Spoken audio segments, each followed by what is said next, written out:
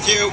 I keep thinking that had we tried this 2 or 3 years ago, we would have not had 100, we would have not had 200, we certainly would have never had 450 people supporting breaking the blockade of Gaza. So thank you. But as Ann said, we're not at the goal yet of breaking the blockade or of raising the money to get this ship off. So it's absolutely crucial that you support this ship in every way you can. They wanted me to mention a bit about the legality of what's going on. And Jane, one of the organizers, said to me, Michael, just remind them that what we're doing is legal and what Israel is doing is piracy on the high seas. You know, I was first, as Felice said, I'm the president of a place that looks at law, the Center for Constitutional Rights. And we do international law. We know the law of the high seas. We know the law of the blockade.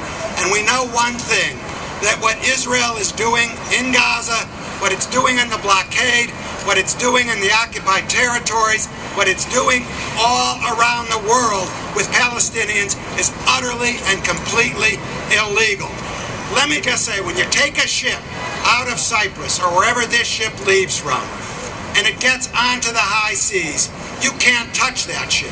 You can't touch that ship, another country, unless it's a slave ship, or unless it's a pirate ship. But in this case, the pirate ships are the Israeli ships, not the flotilla ships. Then, when the Israelis, when I looked at what happened to the last flotilla, and you saw the Israelis somehow arguing that they had a right to go onto a ship on the high seas, it's bogus, but it has the same bogusness that all of their other arguments about their claimed attack on Gaza, about what they're doing in the occupied territories. It's all utterly illegal. Sadly, Israel has become an outlaw state. And I want to say it again. It's an outlaw state. It's an outlaw state for what it did on the high seas in the last flotilla. It's an outlaw state if it touches the ship that we bring into Gaza the next time. So you're on the high seas. I don't know if you saw the film of what went on. The people are peacefully sitting in there. They're using their computers. They're singing. And then, in the dark of night, armed to the teeth soldiers illegally board a ship on the high seas. And then they kill 4 people. Their claim is self-defense. Unfortunately for the IDF, when you board a ship illegally on the high seas, the only self-defense that's relevant is the self-defense of the people who are illegally boarded on the ship.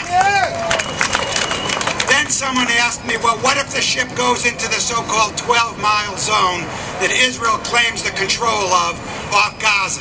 Well, let's start from the beginning. The occupation of Gaza is utterly illegal, so any so-called 12-mile zone is like the occupation, utterly and completely illegal.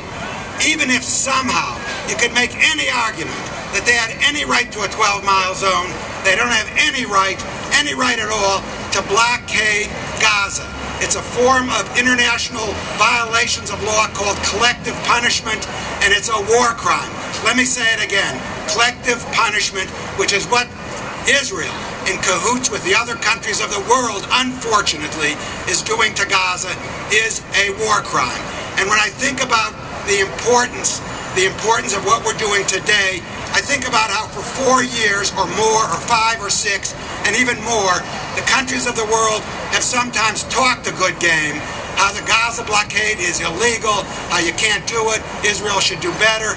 But when you think about it, the only way we've changed the blockade at all is by taking it into our own hands, taking boats into Gaza, taking the flotilla. The only way we're going to get change in Israel, in Palestine, in the blockade, is by doing it ourselves. And that's why I am here to give the fullest support I can to the Gaza flotilla that we will next go on from the United States. So thank you all. It's a historic moment in this country.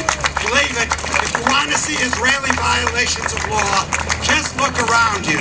Meet a Palestinian in the crowd and understand that their family was probably evicted from their home and their land. Meet Emily, who lost her eye when she was fired upon by his IDF soldier and lost her eye. You don't have to just hear me. Just look around and talk to the people who were here, who are subject to Israeli illegality. So thank you all for being here. It's a great night in New York and a great night that we're going to get this boat launched.